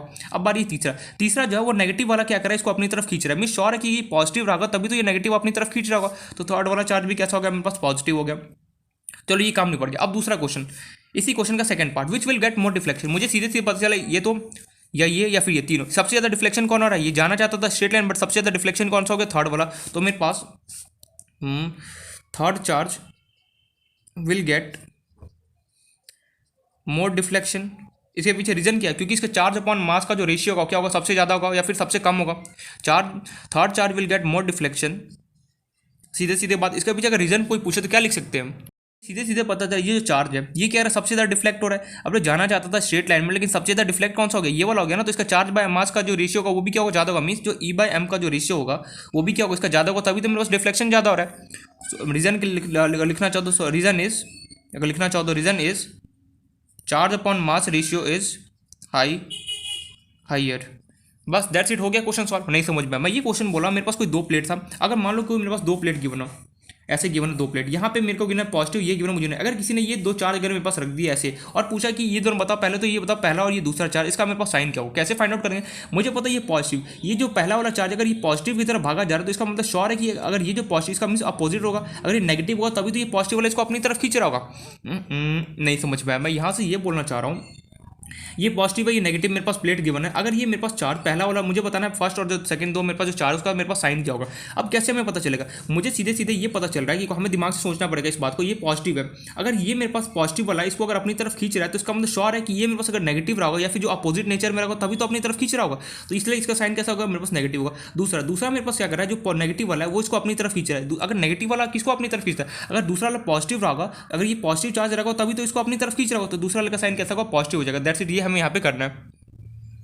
जरा सब बाउंस जा रहा है, सब कुछ बाउंस जा रहा है। मैं ये बोल रहा हूँ कि अगर मेरे पास कोई प्लेट है, अगर इसके ऊपर पॉजिटिव चार्ज रखा हुआ है और ये अगर कोई प्लेट है इसके ऊपर अगर मेरे पास अगर इस प्लेट पे मेरे पास नेगेटिव चार्ज अगर मेरे पास रखा हुआ है, अगर कोई मेरे पास पूछे ये मेरे पास ऐसे एक चार्ज गया इसकी तरफ मुड़ गया, दूसरा जो चार्ज है वो इसकी तरफ मुड़ गया, तीसरा चार्ज है अगेन मेरे पास क्या होगा, इसकी तरफ मुड़ गया, इसका नाम दिया प्लस, फर्स्ट इसका नाम दिया सेकंड, इसका नाम थर्ड। अब मुझसे कोई पूछे फर्स्ट सेकंड और थर्ड, इन तीनों चारों का मुझे पता साइन क्या होगा, तो कैसे हम फाइंड आउट करें? ये मुझे पता, अगर ये पॉजिटिव है, पॉजिटिव किसको तो अपनी तरफ खींचता है, अगर पॉजिटिव सीधे ये पॉजिटिव है, पॉजिटिव किसको अपनी तरफ बुलाना चाहेगा, जो नेगेटिव है उसको तो अपनी तरफ खींच रहा होगा। तभी तो हमें पता है अपोजिट चार्ज होता है आपस में, होता है आपस में एक दूसरे को अट्रैक्ट कर रहे होते हैं। तो ये पॉजिटिव है, अगर इस चार्ज को खींच रहा है तो श्योर है कि कब खींचेगा, पॉजिटिव होगा तब तो इसको खींचेगा, क्योंकि पॉजिटिव आपस से दूर भगाना चाहेगा।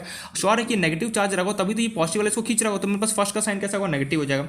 देखो सेकंड वाले को भी क्या कर रहा है, ये पॉजिटिव अपनी तरफ खींच रहा है, तो अगर सेकंड वालों को भी अपनी तरफ खींच रहा है, पॉजिटिव चार्ज किसको अपनी तरफ खींच रहा होता है, नेगेटिव। अगर एक पॉजिटिव और दूसरा नेगेटिव तभी तो एक दूसरे आपस में एक दूसरे को अट्रैक्ट कर होते हैं, तो सेकंड वाला भी कैसा होगा, मेरे पास नेगेटिव हुआ। अब थर्ड वाला, ये मेरे पास नेगेटिव है, नेगेटिव अगर इस चार्ज को अगर मेरे पास आप खींच रहा है तो सिंपली मुझे ये पता है नेगेटिव किसको खींचता है, या तो पॉजिटिव को तभी तो अपनी तरफ खींचता है, या कभी ऐसा देखो कि नेगेटिव नेगेटिव आपस में मिल रहा हो, नहीं एक नेगेटिव और दूसरा पॉजिटिव, तो हमें पता है property by the property of charge we can say that if two charges are opposite in nature then they are attract each other, if two charges are same in nature then they get repulsive, दोनों एक दूसरे को ripple कर होते हैं। तो ये मुझे पता है कि ये नेगेटिव चार्ज है, अगर नेगेटिव चार्ज इस चार्ज को अगर अपनी तरफ खींच रहा होगा तो इन दैट केस में क्या बोल सकता हूँ, ये पॉजिटिव रहा होगा तभी तो ये अपनी तरफ इसको खींच रहा होगा। तो सीधी सी बात है, थर्ड का चार्ज कैसे होगा, पॉजिटिव हो जाएगा। अब कोई पूछे इसका डिफ्लेक्शन कौन है, सबसे ज्यादा इसका डिफ्लेक्शन किसका होगा, तो डिफ्लेक्शन के लिए कुछ मत करो, इसको सेंटर से ऐसे ज्वाइन करो, जिसका लेंथ सबसे ज्यादा ना उसको सीधे सीधे कर दो डिफ्लेक्शन, उसका क्या होगा, थर्ड वाले चार्ज को क्या होगा, डिफ्लेक्शन सबसे ज्यादा होगा। दैट्स इट, ये हमारा आंसर आ गया।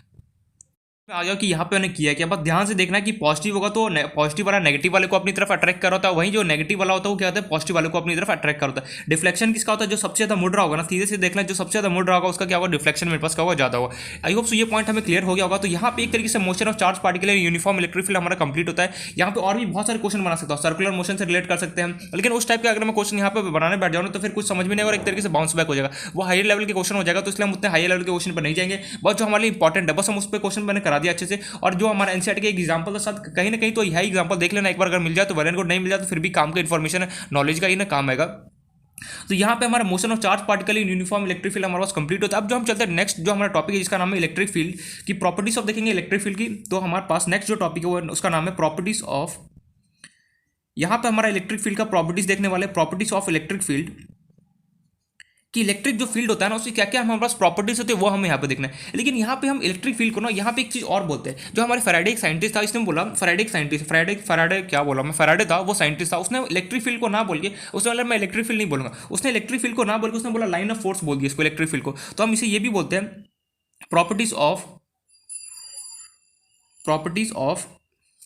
Electric line of force, electric line of force. कुछ नहीं, एक नया नाम है यार, कोई एक पर्सन का दो दो नाम होता है, वैसे इसका नाम नया नाम दिया इलेक्ट्रिक लाइन ऑफ फोर्स, जिसको किसने दिया था, ये फैराडे ने दिया था, गिवन बाय फैराडे, ठीक है। हमने जो भी इलेक्ट्रिक फील्ड के बारे में पढ़ा, अब वो सब सारे का ना बहुत उसका ना प्रॉपर्टीज है। जैसे कोई पर्सन होता है, मैं ऑलरेडी बता, या फिर कोई भी कोई चीज़ है, उसे क्या होता है बहुत सारे प्रॉपर्टीज होते हैं। अच्छा ये ऐसे टॉलर होगा, ये थिनर होगा, फिर वेट जाता होगा, आई फलाना डिमकाना, ऐसे बहुत सारी प्रॉपर्टीज होती है। वैसे ही हमारे पास इलेक्ट्रिक फील्ड के बारे में इन लोगों ने जब हमने सब कुछ पढ़ लिया तो उसका हमने इसका प्रॉपर्टीज बता दिया कि ये ऐसे ऐसे होगा, इसमें कुछ यहाँ पे इंपॉर्टेंट पॉइंट होगा, ये नहीं हो सकता, ये फिर इसका होगा। तो ये हमने यहाँ जैसे यहाँ पे प्रॉपर्टीज यहाँ पे निकाले, क्या क्या प्रॉपर्टीज है वो अब हम यहाँ पे पढ़ना है इलेक्ट्रिक फील्ड को। लेकिन जो हमारा फैराडे था, फैराडे ने क्या बोला, जो प्रॉपर्टी ऑफ इलेक्ट्रिक फील्ड है ना, उसको मैं इलेक्ट्रिक फील्ड ना बोल के इलेक्ट्रिक लाइन ऑफ फोर्स भी बोल सकता हूँ। मैंने बोला ठीक है बोल सकता है, बट मैं ये सजेस्ट करूँगा, ये ज़्यादा दिन तक चला नहीं। ये जो साइंटिस्ट है फैराडे इसकी बातें चला ली कि ठीक है, मतलब कि हम पढ़ेंगे इसके बारे में, इसने क्या क्या हमारे पास बोला इलेक्ट्रिक फील्ड के बारे में, बट कि ज़्यादा दिन तक की चला नहीं, ज़्यादा दिन तक वैलिड नहीं रहा इसके बारे में। फिर ठीक है फिर भी हम पढ़ेंगे। हम मोस्टली हम या तो ये इलेक्ट्रिक फील्ड वर्ड यूज़ करेंगे या फिर हम electric field intensity word use करते हैं। बट फिर भी हमें नॉलेज के लिए पता होना चाहिए इलेक्ट्रिक फील्ड को दूसरा क्या नाम होता है, इलेक्ट्रिक लाइन ऑफ फोर्स भी होता है। तो हमेशा याद, कोई अगर पूछे ना कोई मतलब कोई स्मार्ट बंदा आके शांतपंथी करे, ये इलेक्ट्रिक लाइन ऑफ फोर्स बता क्या होता है, सीधे सीधे हमें क्या बोलना चाहिए, इलेक्ट्रिक फील्ड। सीधे सीधे इलेक्ट्रिक लाइन ऑफ फोर्स बोला या फिर इलेक्ट्रिक फील्ड बोला, दोनों क्या होता है आपस में एक ही होता है। तो यहाँ पे लिख भी देता हूँ इलेक्ट्रिक फील्ड एंड, पता चला बाद में पता चला ये दोनों डिफरेंस है, डिफरेंस कुछ नहीं है, दोनों same. Electric line of force both are same, electric line of force both are same, just names are different, just names are different. बस यही हमारे पास यहाँ पे फर्क है कि हमारे पास इलेक्ट्रिक फील्ड बोलो या फिर इलेक्ट्रिक लाइन ऑफ फोर्स बोलो, दोनों क्या होता है सेम ही, तो बस क्या नाम हमारे पास क्या होता है, नेम क्या होता है, डिफरेंट होता है। ये पॉइंट हमें क्लियर है। अब हमें यहाँ पे देखना है कि अब हमें प्रॉपर्टीज ऑफ इलेक्ट्रिक फील्ड देखना है, इलेक्ट्रिक फील्ड बोलो या फिर इलेक्ट्रिक लाइन ऑफ फोर्स बोलो, दोनों बोलो एक ही बात हमारे पास होता है। तो अब देखते हैं कि क्या क्या प्रॉपर्टीज है जो हमें यहाँ पे पढ़ना है। तो सबसे पहले जो फैराडे ने कुछ हमारे पास जो इंपॉर्टेंट पॉइंट्स बोले तो वो हम देख लेते हैं। Some points regarding Faraday, some points regarding electric line of force, some points regarding given by electric line of force, electric line of force by, अरे यार क्या स्पेलिंग मिस्टेक कर रहा हूँ, force. some points regarding given by electric line of force by Faraday are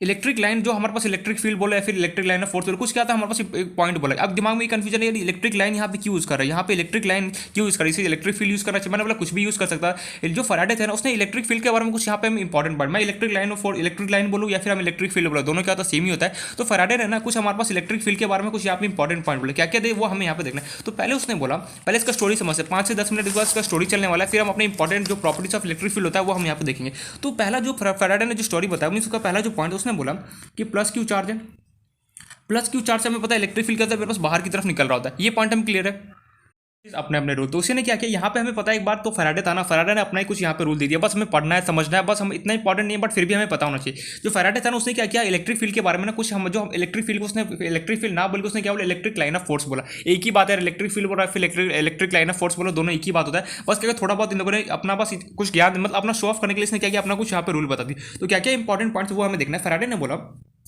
Faraday से पहले हमें एक बात बताना चाहिए, जो प्लस क्यू चार्ज होता है उससे इलेक्ट्रिक फील्ड का होता है बाहर निकल रहा होता है, और जो माइनस क्यू चार्ज होता है उससे हमेशा इलेक्ट्रिक फील्ड का होता है अंदर की तरफ होता है। ये हमें ऑलरेडी डिस्कस कर चुका और ये हमें पता है। तो फैराडे ने क्या बोला यहाँ पे, जो प्लस क्यू चार्ज है ना, देखना ध्यान से टोडो, ये एरो जैसे मैं बना रहा हूँ ये बड़ा, इससे थोड़ा सा ये छोटा, इससे अगेन छोटा, इससे थोड़ा सा अगेन छोटा, ये और छोटा, ये और छोटा, ये ऐसे ऐसे सोन चलता जाएगा। सिमिलरली फिर यहाँ से डायग्राम थोड़ा सा मेरा गंदा होगा तो कोशिश करना समझने का, एक दूसरे से छोटा छोटा बनाना है, कोशिश करना डायग्राम में सब एक दूसरे से लाइन छोटा, अगर ये इससे ये अगर ऐसा इससे छोटा सबसे छोटा छोटा हमें बनाना है। टोडुक ये ऐसे, क्यों इसके पीछे रीज़न बताऊंगा। टोडुक ये छोटा, ये अगेन छोटा, ये और बहुत सारे ऐसे लाइन बना सकते हैं, बट मैं फिलहाल 2-3 लाइन ही बना के दिखा दूंगा जिससे ये मेरा डायग्राम ना कभी नहीं ठीक होने वाला। ये और छोटा, एक यहाँ पे बना लेते हैं थोड़ा सा, ये छोटा, ये और पिद्दू सा, ये ऐसे समझ जाना बस। फैराडे ने क्या बोला कि जो प्लस क्यू चार्ज उससे इलेक्ट्रिक फील्ड तो निकलेगा, लेकिन यहाँ पे हमने क्या देखा, जो हम पहले से हम डिस्कस करते आए, पहले से हम क्या डिस्कस कर रहे हैं कि जो अगर मेरे पास ये रफ पेपर जैसे प्लस क्यू चार्ज उससे क्या होता है डायरेक्टली इलेक्ट्रिक फील्ड मेरे पास लिखा रहा था, मैं एक लाइन बनाता था और बताता था इलेक्ट्रिक फील्ड लाइन निकल रहा था। लेकिन फैराडे ने यहाँ पे एक छोटा सा यहाँ पे डिफरेंट कर दिया। इसने क्या बोला, प्लस क्यू चार्ज से इलेक्ट्रिक फील्ड तो बाहर निकलेगा नो डाउट, लेकिन जो इलेक्ट्रिक फील्ड जैसे जैसे बाहर जैसे जैसे यहाँ से निकलना स्टार्ट करेगा वैसे उससे क्या होगा, इसका इंटेंसिटी कम होना स्टार्ट हो जाएगा। ओ भाई साहब ये क्या बोल रहा है, इंटेंसिटी वो जैसे हमारा उसकी टॉर्च होता है, जैसे मेरे पास कोई समझना, ये मेरे पास कुछ टॉर्च है, ठीक है। अगर मैं टॉर्च को अगर मैं यहाँ से अगर मैं ऑन करूँ तो सिंपली क्या होता है, स्टार्टिंग में यहाँ पे तो बहुत रोशनी है, जैसे जैसे हम दूर जाते हैं उसी वैसे क्या होता है, उसका जो रोशनी होता है या फिर उसका ब्राइटनेस होता है क्या होता है, कम होना स्टार्ट हो जाता है। वैसे ही सेम यहाँ पे उसने बोला जो चार्ज होता है ना, स्टार्टिंग में तो उसका बहुत पावर होगा इलेक्ट्रिक फील्ड के बाद, लेकिन जैसे जैसे मैं दूर जाऊँगा ना वैसे वैसे क्या होगा, जो इलेक्ट्रिक फील्ड का क्या होगा, कम होना, उस जो इलेक्ट्रिक फील्ड का जो वैल्यू होगा वो क्या होगा, कम होना स्टार्ट हो जाएगा। ये क्या बोल रहा है ये क्वेश्चन है यार, ये बोलना क्या चाह रहा है, मैं ये बोलना ये चाह रहा हूँ, देखो इलेक्ट्रिक फील्ड जैसे यहाँ से निकलना स्टार्ट, मान लो इस ये चार इससे निकलना स्टार्ट हो, जैसे जैसे निकलेगा वैसे से क्या होगा, कम तो होना स्टार्ट होगा, लेकिन कभी भी जीरो नहीं होगा, भले इतू एकदम इतू सा हो जाए, मान लो थोड़ा सा एक पॉइंट रह जाए, लेकिन कभी भी जीरो नहीं होगा। फैराडे ने ये बोला कि जो भी चार्ज होगा उससे इलेक्ट्रिक फील्ड तो निकलेगा, no doubt, plus q charge हमेशा बाहर की तरफ निकले, लेकिन क्या होगा अगर स्टार्ट जैसे जैसे निकले, जैसे जैसे मेरे पास दूर दूर जाना स्टार्ट होगा इस पॉइंट से, वैसे वैसे क्या होगा, मेरे पास जो उसका इलेक्ट्रिक फील्ड का जो इंटेंसिटी है वो क्या होगा, कम होना स्टार्ट हो जाएगा। इंटेंसिटी कम होने का सीधे सीधे ये मतलब है कि फॉर एग्जाम्पल जैसे हमारे पास की टॉर्च होता है, स्टार्टिंग में मैं ऑन करता हूँ तो मेरे पास पास में बहुत ज़्यादा ब्राइटनेस होता है, लेकिन जैसे जैसे हम दूर जाना स्टार्ट करते हैं ब्राइटनेस का होता है कम होना स्टार्ट हो जाता है। वही फंडा यहाँ पे इसने अप्लाई कर दिया कि अगर मेरे पास इलेक्ट्रिक फील्ड अगर क्यू चार से निकल रहा होगा तो बेसिकली क्या होगा, स्टार्टिंग में बेसिकली क्या होगा, बहुत उसके पास इंटेंसिटी होगा, धीरे धीरे क्या होगा, जैसे जैसे मैं आगे बढ़ते जाऊँगा डिस्टेंस दूर जाएगा, मेरे पास क्या होगा, कम हो जाए, कभी भी जीरो नहीं होगा, बट क्या होगा, इंटेंसिटी क्या होगा, कम होना स्टार्ट हो जाएगा। फॉर अगर एग्जाम्पल ऐसे बताने के लिए, अगर मान लो ये 10 था तो ये उससे कम होकर 9 हो जाएगा, ये 8 हो जाएगा, ये 7 हो जाएगा, ये 6 हो जाएगा, 5 हो जाएगा, ये 4.33 हो जाएगा, ये 2 पॉइंट, लेकिन कभी भी जीरो नहीं होगा, ऐसा कभी नहीं होगा कि ये जीरो हो जाए, नहीं, हमेशा। तो इसने फैराडे ने पहला पॉइंट तो हमें ये बोला कि कभी भी अगर तुम्हारा कोई चार्ज है, अगर चार्ज से इलेक्ट्रिक फील्ड निकल रहा होगा तो सिंपली क्या कहो, जो जैसे जैसे वो डिस्टेंस से दूर जाना स्टार्ट होगा वैसे वैसे क्या कहो, उसका लेंथ है ना, मींस इलेक्ट्रिक फील्ड का जो लेंथ है वो क्या होगा, कम होना स्टार्ट हो जाएगा, लेकिन कभी भी मेरे पास क्या होगा, जीरो नहीं होगा, ठीक है। पहला पॉइंट तो ये। सिमिलरली उसने बोला माइनस क्यू चार्ज के लिए, अगर मान लो मेरे पास माइनस क्यू चार्ज है, माइनस क्यू चार्ज के बेस उसके केस में भी क्या होगा, सिंपल, पहले तो एकदम पहले तो छोटा छोटा होगा, फिर जैसे जैसे इसके पास आएगा वैसे वैसे क्या होगा, इलेक्ट्रिक फील्ड लाइन का क्या होगा, जो लेंथ होगा क्या होगा, मेरे पास इंक्रीज करना स्टार्ट हो जाएगा। ये मेरे पास क्या होगा, लेंथ क्या होगा, इंक्रीज करना आपस में, जैसे जैसे दूर जाए, पहले तो एकदम छोटा छोटा था, जैसे जैसे इसके पास आएगा ना वैसे वैसे क्या होगा, इसका जो लेंथ होगा वो क्या होगा, मेरे पास इलेक्ट्रिक फील्ड का इंक्रीज होना स्टार्ट हो जाएगा। तो फॉर एग्जाम्पल ये इससे छोटा, ये ऐसे, तो यहाँ से मतलब हर एक डायरेक्शन से ऐसा हो सकता था, यहाँ से भी अगर मैं बना दूँ तो ये ऐसे, ये इससे छोटा होगा, ये उससे और छोटा होगा, ये ऐसे, मीन्स हमने यहाँ से ये बोला कि जो इलेक्ट्रिक फील्ड है ना, जैसे जैसे मेरे पास पॉजिटिव चार्ज से जैसे जैसे दूर जाएगा इलेक्ट्रिक फील्ड लाइन का जो लेंथ होगा वैसे कम होना स्टार्ट होगा। माइनस क्यू के चार्ज में कैसे होगा, जैसे जैसे मैं माइनस क्यू चार्ज के पास आना स्टार्ट होगा, क्या होगा, जो इलेक्ट्रिक फील्ड का जो मेरा लेंथ है वो क्या होगा, इंक्रीज करना स्टार्ट, क्यों, क्योंकि हमें पता है माइनस क्यू चार्ज में हमेशा इलेक्ट्रिक फील्ड क्या होता है, अंदर की तरफ होता है। बस ये तो कंफ्यूज होने का जरूरत नहीं, बट हमें एक बार समझना है, बस हमें पता होना चाहिए कि हाँ फैराडे ने हमें क्या क्या बोला। तो यहाँ से नहीं, यहाँ से कुछ यहाँ पे इंपॉर्टेंट पॉइंट है, उस इंपॉर्टेंट पॉइंट क्या है, जो ये एरोस है ना, यहाँ पे एरो क्या इंडिकेट करे, एरो इंडिकेट्स, यहाँ पे जो हमारे पास ये एरोस है ये बेसिकली हम इंडिकेट कर रहे हैं किसको, डायरेक्शन ऑफ इलेक्ट्रिक फील्ड, और direction of electric field direction, अरे यार डायरेक्शन ऑफ इलेक्ट्रिक फील्ड, पहला पॉइंट तो ये। और दूसरा पॉइंट यहाँ से ये हमारे पास कंक्लूजन निकल के आया, ये कंक्लूजन बोलो, यहाँ से दूसरा कंक्लूजन ये निकल के आया, जो साइज ऑफ एरो है ना वो हम इंडिकेट करता है intensity of electric field, size of arrow indicates magnitude of, intensity बोला फिर मैग्नीट्यूड बोलो, मैग्नीट्यूड ऑफ इलेक्ट्रिक फील्ड बोलो, या फिर इलेक्ट्रिक लाइन ऑफ फोर्स भी बोल सकता है, इलेक्ट्रिक फील्ड बोलूँ या फिर मैं इलेक्ट्रिक लाइन ऑफ फोर्स भी बोल सकता, कुछ भी बोल सकता। तो यहाँ पे फैराडे का पहला कंक्लूजन निकल के ये आया कि जो हमारे पास ये जो एरोस होता है ना, बेसिकली हमें क्या इंडिकेट करता है, जो इलेक्ट्रिक फील्ड का मैग्नीट्यूड रिप्रेजेंट करता है, जिसका ज़्यादा एरो होगा उसका मैग्नीट्यूड ज़्यादा होगा, जिसका एरो छोटा होगा उसका मैग्नीट्यूड क्या होगा, कम होगा। और दूसरा पॉइंट मुझे ये समझ में आ रहा है, जो एरो होता है बेसिकली हमें डायरेक्शन बता रहा होता है किसका, इलेक्ट्रिक फील्ड का, कि पॉजिटिव होगा तो इससे दूर जा रहा होगा, और नेगेटिव होगा तो क्या होगा, इसके पास आ रहा होगा। तो यहाँ पे अगर मैं अपने लैंग्वेज में लिखना चाहूँ तो क्या हम लिखना चाहूँगा कि जो प्लस क्यू चार्ज होगा उससे जो भी इलेक्ट्रिक फील्ड जैसे जैसे मैं दूर जाना स्टार्ट करूँगा, मेरे पास क्या होगा, जो इलेक्ट्रिक फील्ड का लेंथ हो क्या होगा, कम होना स्टार्ट होगा, लेकिन कभी भी मेरे पास क्या होगा, जीरो नहीं होगा। तो यहाँ पे लिख लेना पॉजिटिव चार्ज के लिए, बाय फैराडे रूल लिख रहा हूँ यहाँ पे अपनी लैंग्वेज में। फैराडे रूल क्या बोलता है हमारे पास, पॉजिटिव चार्ज के लिए इलेक्ट्रिक फील्ड का, पॉजिटिव चार्ज के इलेक्ट्रिक फील्ड, पॉजिटिव हो या फिर नेगेटिव बोलो दोनों सेम होता है, लेकिन पॉजिटिव के लिए पहले लिखता फिर नेगेटिव के लिए अलग से लिख दूंगा। पॉजिटिव चार्ज के इलेक्ट्रिक फील्ड का एरो या फिर एरो का साइज डिक्रीज होना स्टार्ट हो जाएगा, बट ज़ीरो कभी नहीं होगा, कभी नहीं होगा। ये पॉइंट क्लियर है। मीन्स मैंने क्या लिखा, पॉजिटिव चार्ज के लिए इलेक्ट्रिक फील्ड का एरो का साइड डिक्रीज होना स्टार्ट हो जाएगा जैसे जैसे हम दूर जाएंगे, बट यहाँ पे लिख लेना जैसे जैसे हम दूर जाना स्टार्ट होंगे, बट जीरो कभी नहीं होगा। मीन्स हमें ये समझ, जैसे जैसे मैं इलेक्ट्रिक फील्ड यहाँ से पॉजिटिव चार्ज से इलेक्ट्रिक फील्ड जैसे जैसे मैं दूर जाऊंगा, इसका जो साइज होगा, जो साइज का जो एरो है ना, वो क्या होगा, डिक्रीज होना। भले मेरा डायग्राम में लग नहीं रहा होगा, बट रियलिटी में जैसे जैसे मैं दूर जाऊंगा, फॉर एग्जाम्पल पहला एरो ये था तो उससे छोटा ये हो जाएगा, फिर उससे और छोटा, लेकिन कभी भी मेरे पास क्या होगा, जीरो नहीं होगा। तो यहाँ पे मेरे पास एरो क्या इंडिकेट करते हैं, magnitude of electric field. Magnitude मतलब कि इसके पास कितना पावर है। वही नेगेटिव के केस में मेरे पास क्या होता है कि जैसे जैसे मैं इस चार्ज के पास आऊंगा, मैं नेगेटिव के पास आऊंगा, इलेक्ट्रिक फील्ड का जो लेंथ होता है वो क्या होता है, मेरे इंक्रीज करना स्टार्ट हो जाता है। क्यों? क्योंकि हमें पता है नेगेटिव के अंदर इलेक्ट्रिक फील्ड क्या होता है, हमेशा अंदर की तरफ मेरे पास क्या होता है, डायरेक्शन होता है। तो वहीं अगर मैं इसको माइनस क्यू चार्ज के लिए लिखना चाहूँ तो मैं ये लिख सकता हूँ, माइनस क्यू चार्ज के लिए, माइनस क्यू चार्ज के लिए इलेक्ट्रिक, माइनस क्यू चार्ज के लिए इलेक्ट्रिक फील्ड का एरो का साइज जैसे जैसे पास आऊँगा, जैसे जैसे पास आऊँगा, या फिर अब टूवर्ड्स लिख दो, जैसे जैसे पास आऊँगा एरो इंक्रीज करेगा, एरो का साइज या फिर मैग्नीट्यूड इंक्रीज करेगा।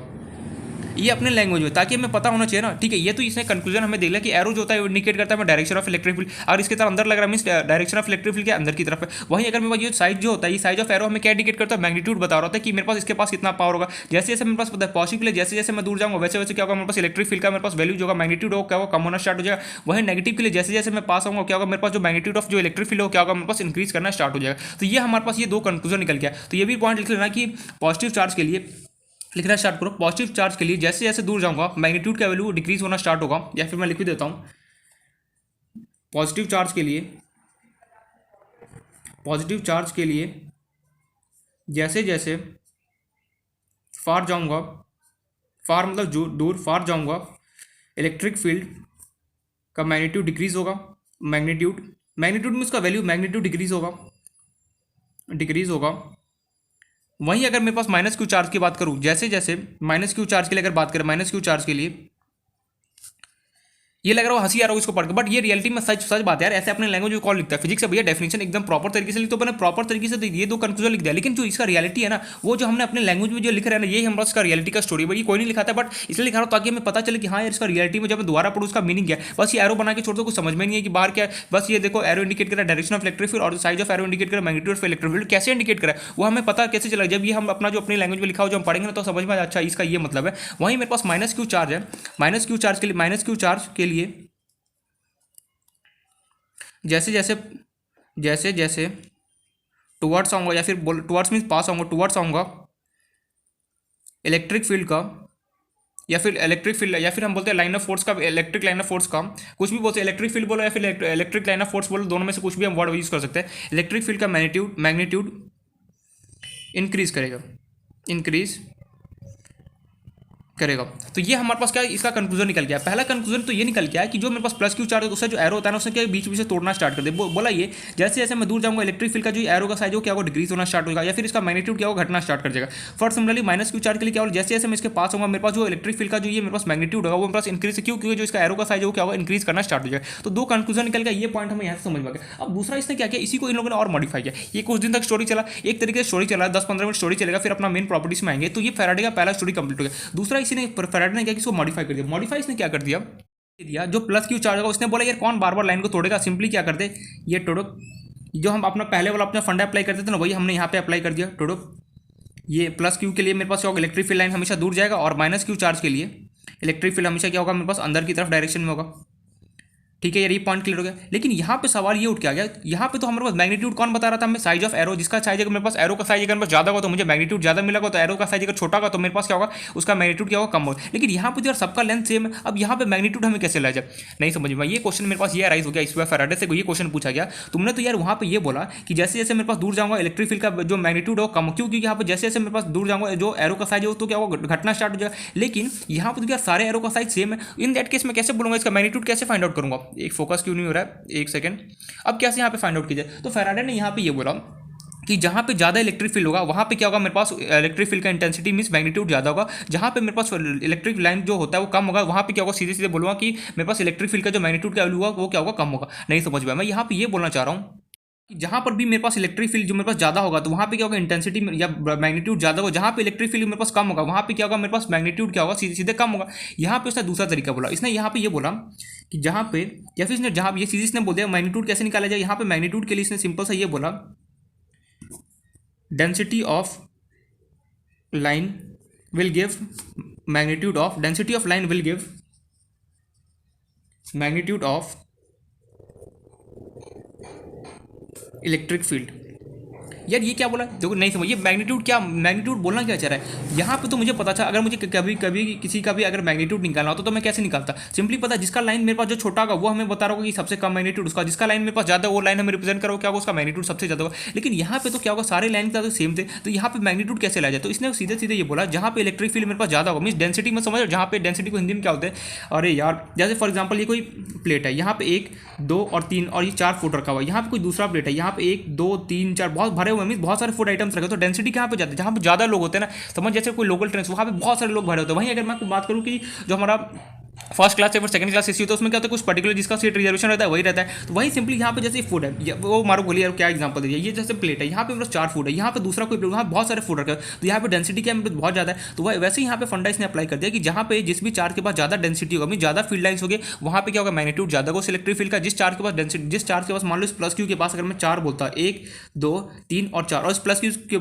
1 2 3 4 5 6 7 है, तो इन दोनों में से मैग्नीट्यूड किसका ज़्यादा होगा, सीधे सीधे इस चार्ज का ज़्यादा होगा। जिसके पास ज़्यादा फील्ड लाइन्स होगा उसके पास क्या होगा, मेरे पास मैग्नीट्यूड क्या होगा, मेरे पास ज़्यादा होगा। That's it. तो यहाँ पे इसने ये डेफिनेशन हमें यहाँ पे दे दिया कि अगर इसने 2 कंक्लूजन निकाला। पहला तो ये कि जो मेरे पास प्लस क्यू चार्ज होगा, हमेशा जो इलेक्ट्रिक फील्ड या फिर इलेक्ट्रिक लाइन ऑफ फोर्स जो निकल रहा होगा वो क्या होगा, हमेशा जो पहला कंक्लूजन ये था कि हमेशा जो क्या होगा ना, जब भी निकला होगा तो क्या होगा, धीरे धीरे क्या होगा, इसका एरो का साइड डिक्रीज कर रहा होगा, बट क्या होगा कि कभी भी जीरो नहीं होगा, भले ही बहुत छोटा सा भी हो जाए बट कभी भी क्या होगा, डिक्रीज नहीं होगा। चलो पहला पॉइंट तो क्लियर हो गया। और यहाँ पे मुझे इलेक्ट्रिक फील्ड का अगर मुझे मैग्नीट्यूड पता करना कैसे दिया जाएगा, जिसका एरो का साइज सबसे छोटा रहेगा सबसे कम इलेक्ट्रिक फील्ड होगा, जिसका एरो का साइज सबसे ज्यादा रहेगा, हम एरो को देखिए हम बता सकते हैं कि इलेक्ट्रिक फील्ड का मैग्नीट्यूड कहाँ पे क्या है। ठीक है, तो यहाँ और दूसरा कंक्लूजन ये निकला कि जहाँ पे डेंसिटी मेरे पास ज्यादा रहेगा इलेक्ट्रिक फील्ड लाइन्स का, वहाँ पे क्या होगा, मेरे पास मैग्नीट्यूड क्या होगा, ज्यादा रहेगा। ठीक है, ये 2 पॉइंट हमें था फैराडे का जो हमने यहाँ पे सीख लिया। आई होप कुछ समझ में आ गया होगा, बस ये स्टोरी समझना। और दूसरे वाले में क्या था, जो अगर मुझे मैग्नीट्यूड अगर मुझे फाइंड आउट करना है, यहाँ पे देखो मैग्नीट्यूड कैसे, क्यों सवाल है, सवाल इससे ये पूछा गया, यहाँ पे तो सारे साइज का जो एरो सबका सेम है, अब यहाँ पे तो मैग्नीट्यूड कैसे निकाला जाएगा। तो उसने बोला कि जिसके पास ज़्यादा इलेक्ट्रिक फील्ड लाइन्स होगा उसका क्या होगा, मैग्नीट्यूड ज़्यादा होगा, और जिसके पास कम इलेक्ट्रिक फील्ड लाइन्स होगा उसका क्या होगा, मेरे पास